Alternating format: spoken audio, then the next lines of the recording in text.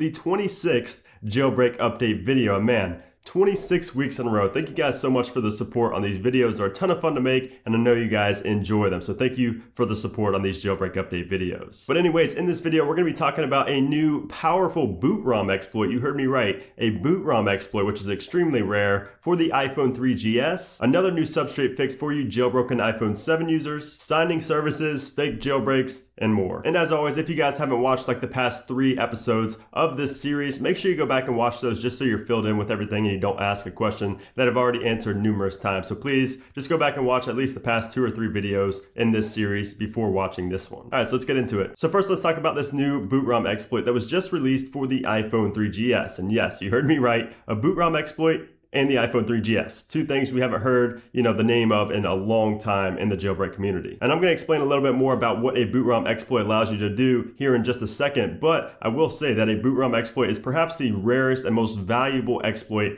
ever to exist in an iPhone. And this has just been achieved by a developer known as Axiom. I will have his Twitter down in the description below if you want to go ahead and follow him over there. He actually found this exploit and published it to his GitHub page, which was then shared on Twitter, and that's how I found out about this. So I know some of you may know what a BootROM exploit is, but the majority of people watching this video probably do not know the power and just how rare a BootROM exploit actually is. So what exactly does a BootROM exploit allow the iPhone to do? Number 1, it gives you an untethered jailbreak for life. Even if you have to go into iTunes and restore, if you have to go into recovery mode or DFU mode, you can restore and then come back and jailbreak again, fully untethered. Number 2, you can update or downgrade to any iOS firmware without needing SSH blobs. And the final most powerful thing about a BootROM exploit is that it cannot be patched via software. So even if Apple theoretically just pushed out an update for the iPhone 3GS, it would not patch this exploit. It is hardware based, so that means it's literally unpatchable, unfixable, which is why these BootROM exploits are so powerful and so valuable to Apple. So the actual BootROM exploit itself is called alloc8, and the tool used to jailbreak using this exploit is called iPwnedFU or iPwnedDFU. And I do just want to say that this tool is in beta, so just beware, it can brick your device as said by the developer. So I would be cautious if you're going to use this. But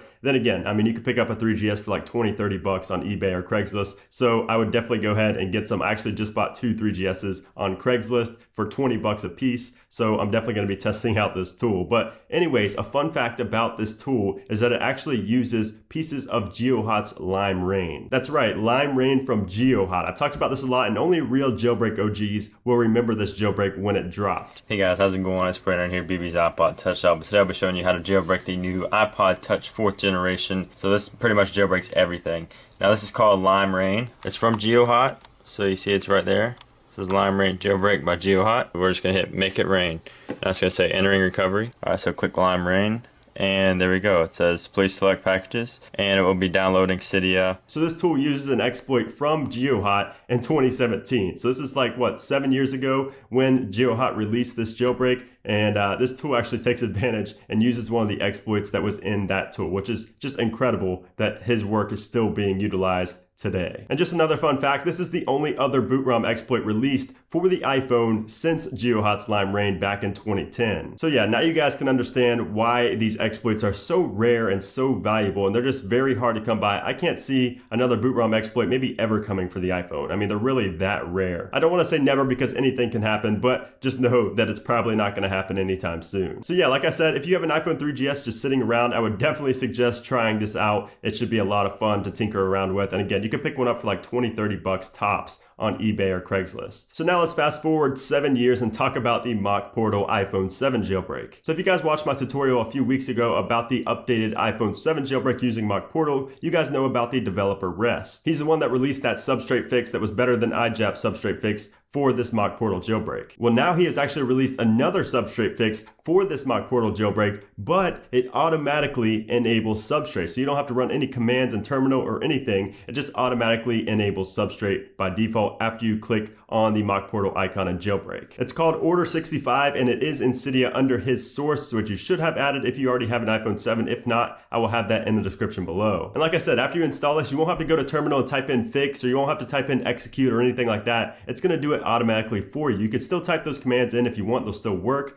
but this does it automatically for you, so you don't have to worry about running any kind of commands in terminal or anything like that. So obviously, if you have a jailbroken iPhone 7, this is a must-have tweak. You need to install this right away. It's gonna make your life a lot easier. So shout out to the developer for continuing to work on this mock portal iPhone 7 jailbreak Substrate fix. I'm gonna have his Twitter down in the description below. Make sure you go ahead and follow him over there. And if you're feeling generous, you can go ahead and donate. I believe it's in his bio there on Twitter. Now let's talk about signing services and alleged jailbreaks. And as I've said in the past, if I don't make a video on something or mention it on Twitter or anything, it's probably for a reason. I'm aware of mostly everything going on in this community, and if I see something, that's popular, but it's not trustworthy or there's something fishy about it, I'm not gonna mention it at all. I'm not gonna mention it on Twitter, I'm not gonna mention it on YouTube or anything like that, and it's on purpose. So please, I appreciate everybody that says, oh, this was released, what about this? But, if I don't say something on it within the first day or two of it being released, then it's for a reason. So I'm gonna say it again, there's no 10.2.1 jailbreak, there's no 10.3 jailbreak, there's no 10.3.1 jailbreak, and there's no 10.3.2 jailbreak. So don't even try Googling it,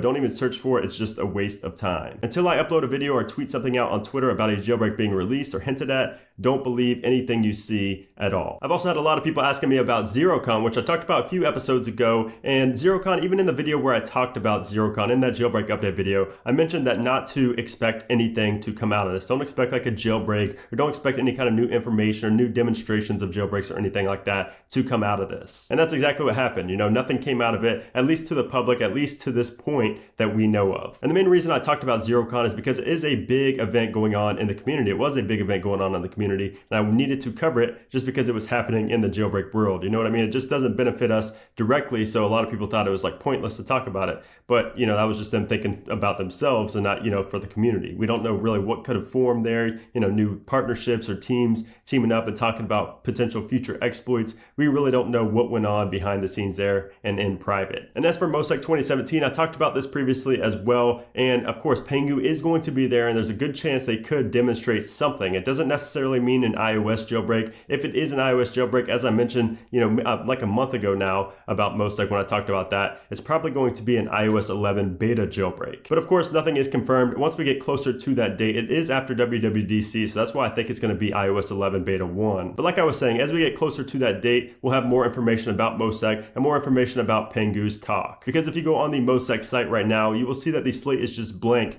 for Pengu. It doesn't show what they're going to talk about, which could mean, it's an iOS jailbreak. We don't really know. It could be just, like secret until it happens, or they could just not know exactly what they're going to talk about just yet. Although I highly doubt that. I do believe they know what they're going to talk about. I'm just not sure why it's not on the Mosaic website just yet. But of course, right now, just stay on the lowest firmware possible, preferably 10.2.1 or even lower if you're lucky, 10.2 on the iPhone 7. I would stay on 10.2 on the iPhone 7, 10.2.1 on everything else. But of course, if you're on 10.3 or 10.3.1, just stay there. Don't upgrade to 10.3.2 when it does come out. And as for the signing services I'm talking about, I'm not going to mention any names because I don't want to defamate anybody or say anything bad about their services, but just be very wary of these signing services. There's a lot of very sketchy developers out there that are going to try to steal your UDID or leak your UDID or so many other things, your passwords or emails. Just be wary of any kind of signing service, especially paid signing services. Just be aware of them. I'm not saying to avoid them completely, but I just don't fully endorse them. I prefer going through Impactor just because I know it's safe. Tutu and Tweakbox are other ones that are pretty safe, but everything else out there, and there are tons out there, trust me, I get emails on them all the time,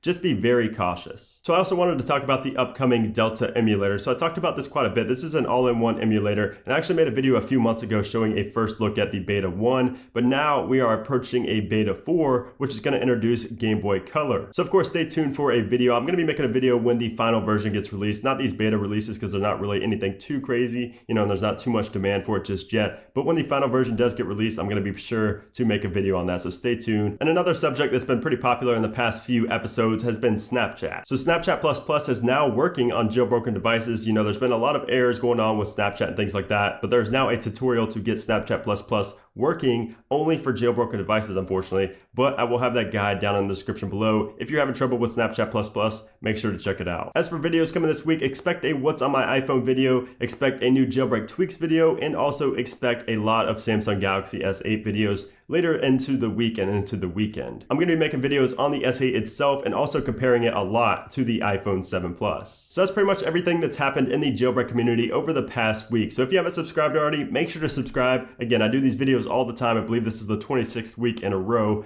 doing these videos. So if you enjoyed this, make sure to subscribe to stay up to date with the latest jailbreak news. And of course, if you enjoyed it, make sure to give this video a thumbs up. That